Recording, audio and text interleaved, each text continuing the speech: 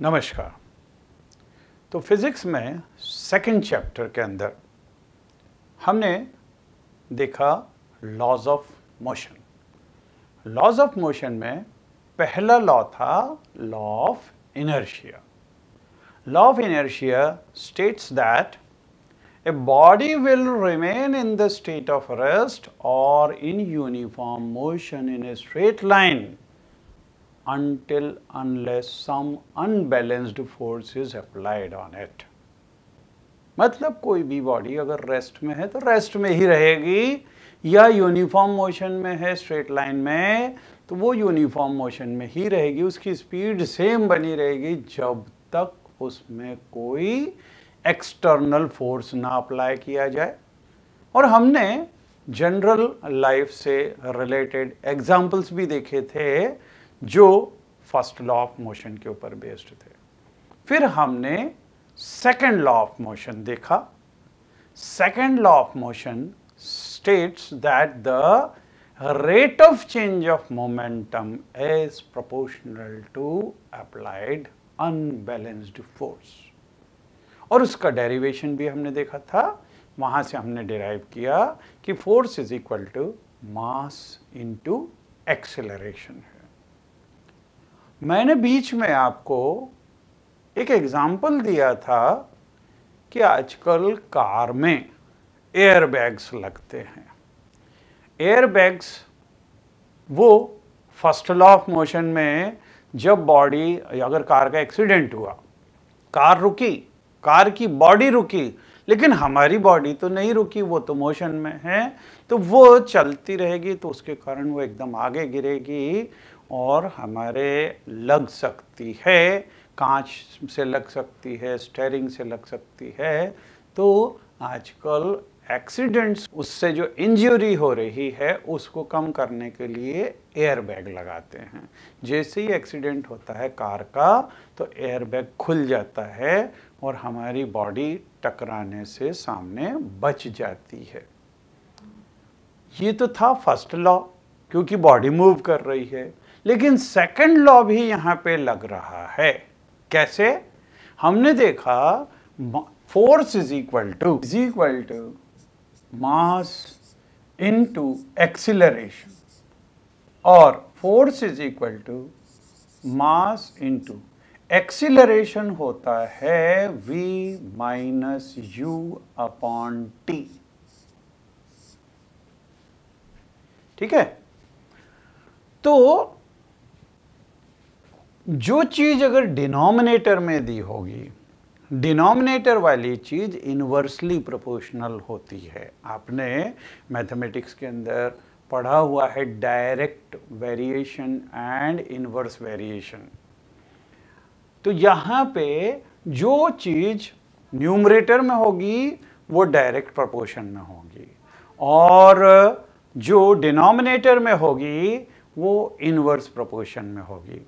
तो यहाँ पे अगर टाइम बढ़े तो फोर्स कम हो जाएगा, और अगर टाइम कम हो तो फोर्स बढ़ जाएगा। ठीक है? तो फोर्स को अगर रिड्यूस करना है तो टाइम को बढ़ा दो, टाइम को बढ़ा दो। अब मान लो कोई बॉल, क्रिकेट की उसमें बॉल उसने दिया, बॉल अपने पास एकदम तेजी से आया, और अगर हम यूं करके रोकेंगे उसको तो हमारे इतनी जोर से लगेगी हाथ में बॉल, क्योंकि ड्यूरेशन कम है तो फोर्स ज़्यादा हो गया। इसीलिए आपने देखा होगा कि जब भी बॉल तेजी से आ रही है तो जो खिलाड़ी रहता है उसको यूं कैच करके और फिर यूं पीछे कर देता है। उससे क्या होगा कि जितनी देर में उसने टाइम को बढ़ा दिया तो फोर्स कम हो गया। फोर्स कम हो गया तो हमारे हाथ में बॉल जोर से नहीं लगेगी। ऐसे ही एयर बैग में भी, एयर बैग जब खुला तो उसने हमको यहाँ पे रोक दिया, और जो है आगे जाने का जो टाइम ड्यूरेशन है वो उसने बढ़ा दिया। तो हमारे ऊपर जो फोर्स लगना था स्टीयरिंग से या फिर कार की बॉडी से हमको जो लगने का था वो फोर्स कम हो गया, है ना? तो आप ये देखोगे कई जगह पे अगर हम टाइम ड्यूरेशन बढ़ा देते हैं तो उससे फोर्स कम हो जाता है। और देखिए पहला एग्जाम्पल, ये एप्लीकेशन के अंदर catching of cricket ball, pulls hand backward, तो हाथ जैसे यूं पीछे कर दिया तो फोर्स कम हो गया। दूसरा हाई जंप, इसके अंदर कुशन्ड बैड या फिर sand bad is used by athletes. अब अगर हाई जंप यूं किया और जब नीचे आए तो या तो कुशन्ड बैड होगा, मतलब गद्दा जो है मोटा वाला होगा, क्योंकि जिस फोर्स से हम नीचे गिरेंगे तो अगर गद्दा मोटा है तो वो क्या करता है, टाइम ड्यूरेशन को बढ़ा देता है। ठीक है। और अगर रेत वाले उसमें करते हैं, वो भी देखा होगा आपने कि हाई जंप लॉन्ग जंप वगैरह, उसके लिए रेत का वो बना रहता है और उसके ऊपर जाके गिरते हैं। जब गिरेंगे तो रेत के कारण भी वो जो टाइम है बढ़ जाता है, और टाइम बढ़ गया मतलब फोर्स कम हो गया, तो हमारे को लगेगी नहीं जोर से, है ना, नहीं तो कहीं ना कहीं पे चोट आ सकती है। तो ये चीज़, सीट बेल्ट इन कार, ये जो हमने एयर बैग वाली बात की, वही की वही चीज़ सीट बेल्ट से भी होती है। जब सीट बेल्ट लगा के और हम चलते हैं, अगर एक्सीडेंट भी हुआ तो सीट बेल्ट हमारे को आगे जाने से रोकेगा और टाइम ड्यूरेशन बढ़ा देगा। ठीक है। तो इम्पैक्ट होने के पहले टाइम अगर बढ़ गया तो फोर्स कम हो जाएगा, तो इंजरी हमको ज़्यादा नहीं होगी। तो सीट बेल्ट भी यही चीज़ है। Now first law of motion as a special case of second law. यहाँ पे हमको ये मालूम है कि force is equal to mass into acceleration, है ना, force is equal to mass into acceleration. लेकिन ये एक्सेलरेशन ये होता है v minus u upon t. तो ये अपॉन में यहाँ पे अगर t है, इस t को इधर मल्टीप्लाई कर दें तो ये हो जाएगा f into t is equal to, यहाँ पे m अगर कॉमन ही रहे, यहाँ पे m कॉमन, तो ये हो जाएगा v माइनस यू। ठीक है, v माइनस यू। अब देखिए अगर यहाँ पे f इज इक्वल टू 0 हो या यहाँ पे टाइम इज इक्वल टू 0 हो, ठीक है, टाइम इज इक्वल टू 0 या फोर्स इज इक्वल टू 0, तो when f is equal to 0 या t इज इक्वल टू 0, तो यहाँ से m से उधर डिवाइड कर दें तो v minus u is equal to 0 means v is equal to u हो जाएगा। अगर एक्सटर्नल फोर्स नहीं लगा रहे हैं तो इनिशियल वेलोसिटी और फाइनल वेलोसिटी सेम रहेगी, मतलब स्पीड कांस्टेंट रहेगी। तो अगर कोई बॉडी अगर किसी स्पीड से जा रही है तो वो स्पीड u और v दोनों सेम रहेगी जब तक उसमें एक्सटर्नल फोर्स न लगाया जाए। और ऐसे ही अगर स्टेट ऑफ रेस्ट में है तो भी वो v is equal to u वो सेम का सेम बना रहेगा, है ना। तो यहाँ पे for whatever time, time कुछ भी हो, अगर f इज इक्वल टू 0 ले लिया, for whatever time t is taken, object will continue moving with uniform velocity, means u throughout the time. If u is equal to 0 then v will also be equal to 0. तो अगर u is equal to 0 है तो v भी 0 है, that is the object will remain at rest, this will remain at rest, है ना। तो ये यहाँ से अगर t कुछ भी हो v is equal to u, और अगर t इज इक्वल टू 0 है तो u is equal to v, मतलब दोनों केस के अंदर अगर स्टेट ऑफ रेस्ट में है तो स्टेट ऑफ रेस्ट में ही रहेगा, और स्टेट ऑफ मोशन में है तो यूनिफॉर्म मोशन में रहेगा, स्पीड कांस्टेंट बनी रहेगी। ठीक है, तो यहाँ से सेकेंड लॉ ऑफ मोशन से हमने फर्स्ट लॉ ऑफ मोशन को भी डिराइव कर दिया, ठीक है। Now come to next. अब हम इसके ऊपर बेस्ड क्वेश्चंस देखेंगे, न्यूमेरिकल्स, ठीक है। तो यहां पे ए constant force act on an object of mass 5 kg। तो मास दिया हुआ है for a duration of 2 second, तो टाइम दिया हुआ है 2 second. It increases the object's velocity from 3 meters per second to 7 meters per second। मतलब यहाँ पे ये इनिशियल वेलोसिटी है और ये फाइनल वेलोसिटी है। Find the magnitude of applied force, तो हमको फोर्स निकालना है, ठीक। अब इसका second part, now if the force was applied for a duration of 5 second, पहले 2 सेकेंड्स के लिए था, अब इसको 5 सेकेंड लगा दिए, what would be the final velocity of the object। तो निश्चित रूप से अगर 2 सेकेंड की जगह 5 सेकेंड लगाएंगे तो वेलोसिटी तो बढ़ जाएगी और ज़्यादा बढ़ जाएगी। जो यहाँ पे 3 मीटर से 7 मीटर्स पर सेकेंड हुई थी वो इससे भी ज़्यादा हो जाएगी और वो हमको निकालना है, ठीक है। तो देखिए कैसे करते हैं। हर न्यूमेरिकल को करने का जो तरीका होता है, एक बार आप पढ़ लो, दूसरी बार पढ़ने के बाद में साथ साथ में जो जो चीज़ें दी हुई हो उसको लिखते जाओ और क्या निकालना है वो भी लिखते जाओ। तो यहाँ पे देखिए,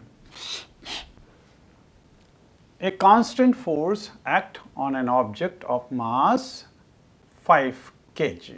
तो यहाँ पे m is equal to 5 kg।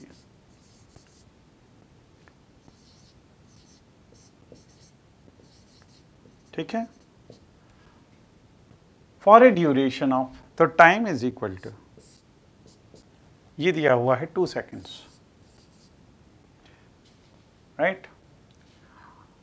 Increases the object's velocity, तो u इज इक्वल टू, ये दिया हुआ है 3 meters per second, 3 meters per second, and 2, तो final velocity v is equal to, this is 7 meters per second।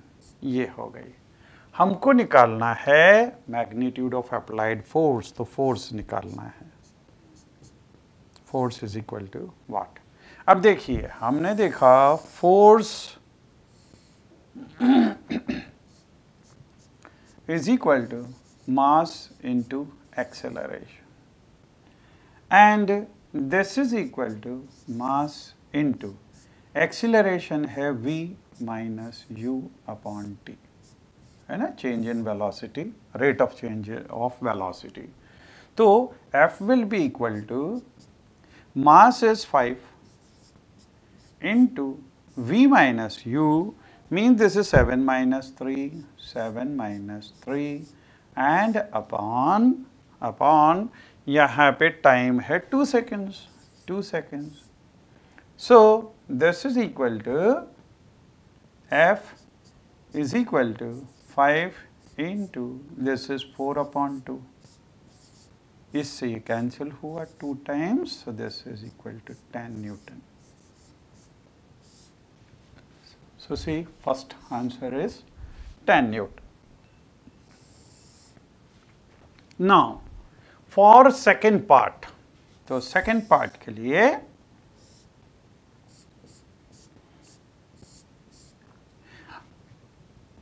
if the duration of the force is 5 seconds, तो time is equal to 5 seconds।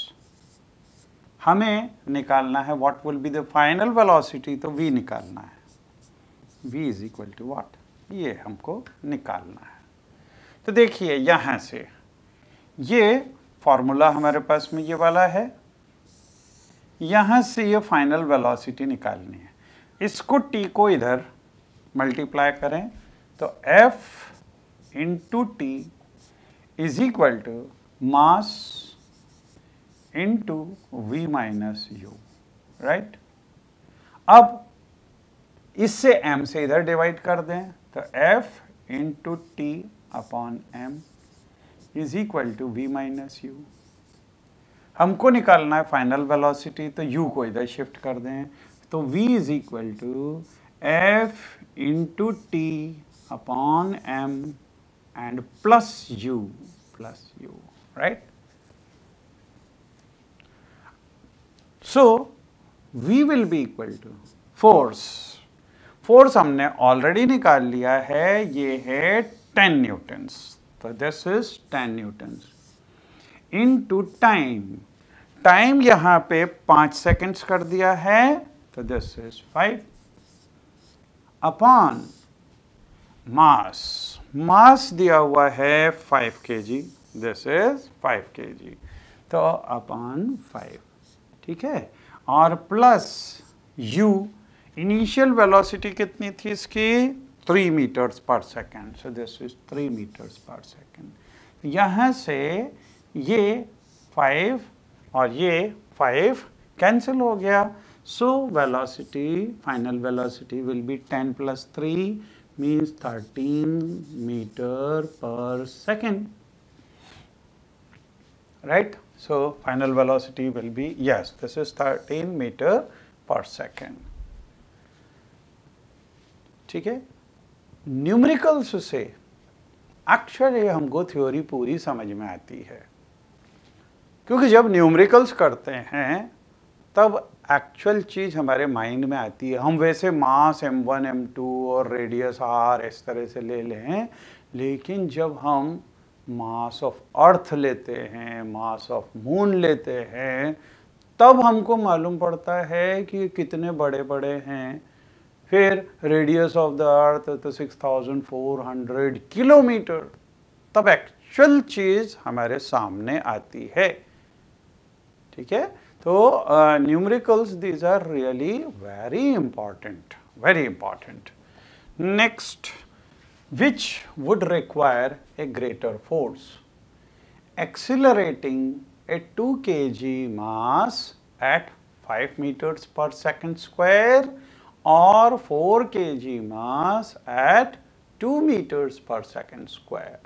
तो हम यहाँ पे first case 1, इसमें मास m1 मान लो, this is 2 kg, right, and acceleration a1 is equal to 5 meters per second square. Therefore force F1 will be equal to m1 into a1, mean this is 2 into 5, this is equal to 10 newtons, right. Then second case 2.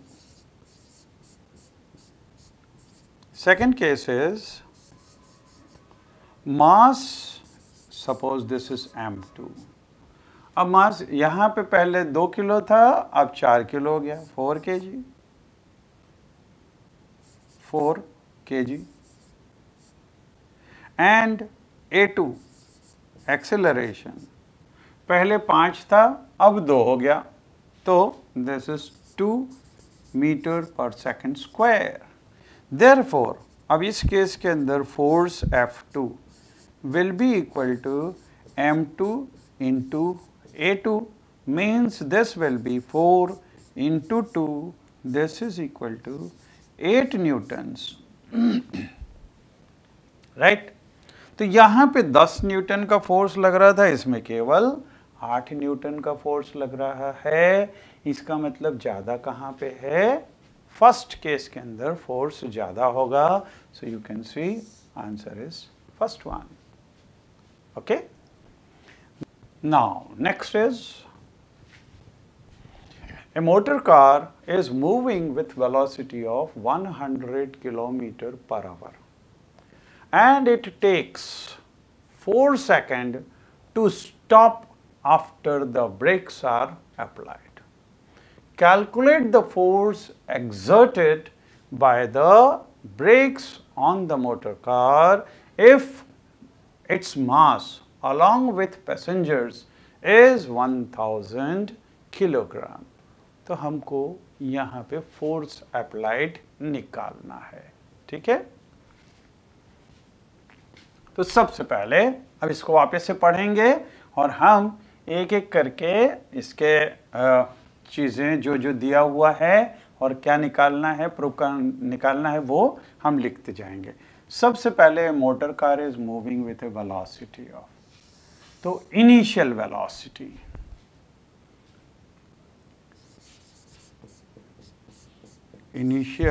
Velocity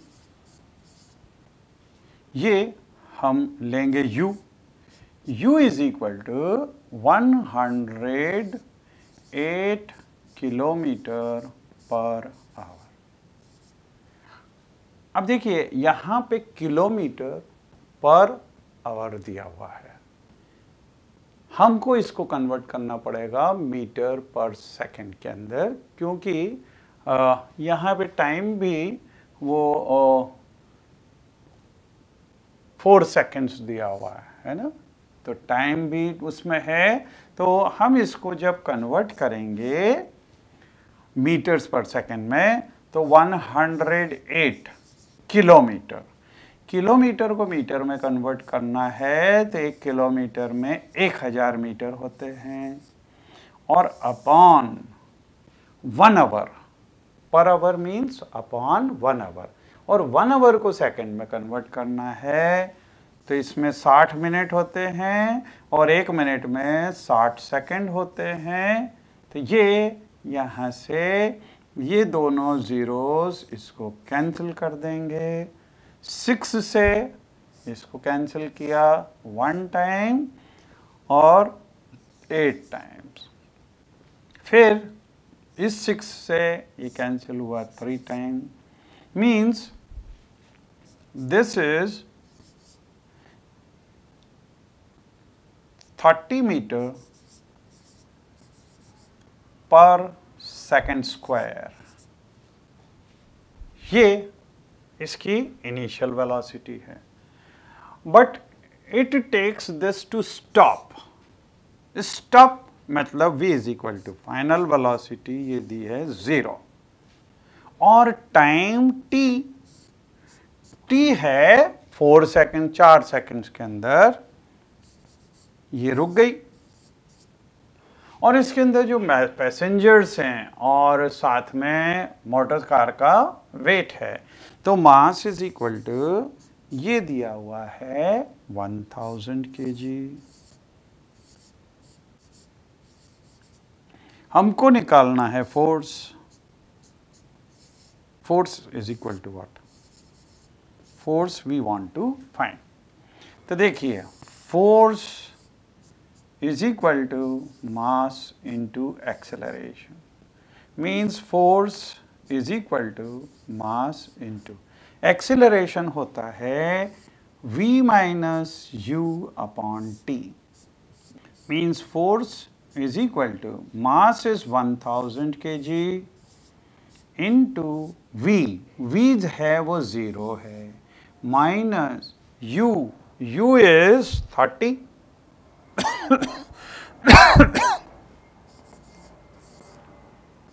and upon time is 4 seconds, right? तो this f will be equal to, ये force है, अगर इसको cancel करेंगे तो 250 होगा, और 250 into -30 तो ये -7500 न्यूटन्स। ये माइनस साइन क्या शो करता है कि this force is in negative direction, क्योंकि जब अपन ब्रेक लगाते हैं तो फोर्स नेगेटिव डायरेक्शन में रहता है, जबकि सामने की डायरेक्शन में गाड़ी चल रही है और ये इसको रोकने के लिए तो नेगेटिव डायरेक्शन में फोर्स अप्लाई हो रहा है। So this is c -7500 newtons. Okay,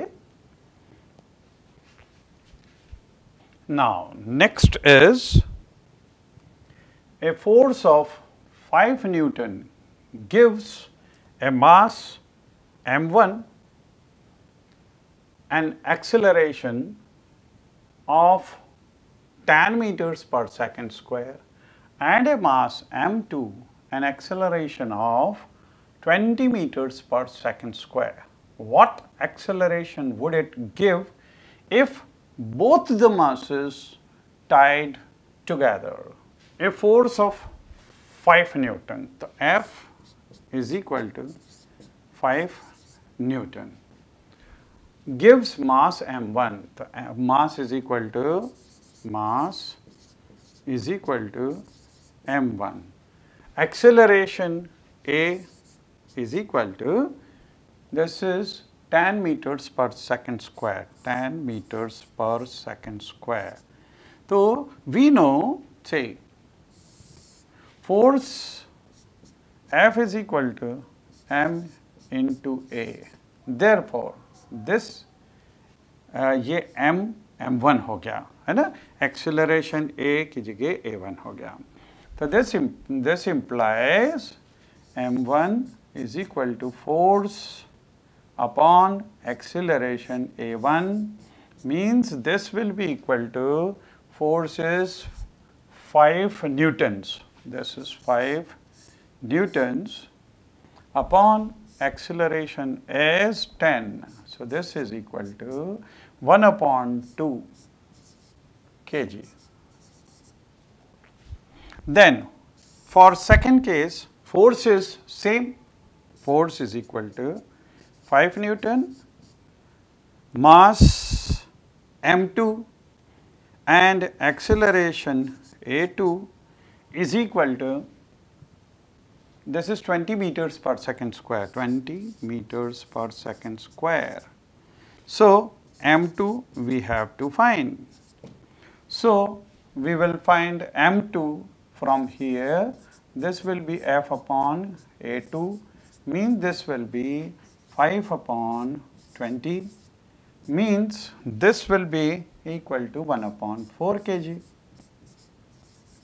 Now m1 plus m2 अगर दोनों को एक साथ में अटैच कर दिया तो ये हो गया 1 upon 2 plus 1 upon 4, means this will be 3 upon 4 kg. And force is same. Force, when acceleration, what acceleration would it give if the masses are tied together? So F is equal to, so force is same. Force is equal to mass into acceleration. Acceleration we want to find, so this will be force upon mass. Mass is m1 plus m2, means this is 5 upon 3 upon 4. This will go up, so this will be 5 into 4 is 20 upon 3. 20 upon 3 is 6.66 meters per second square. This will be acceleration.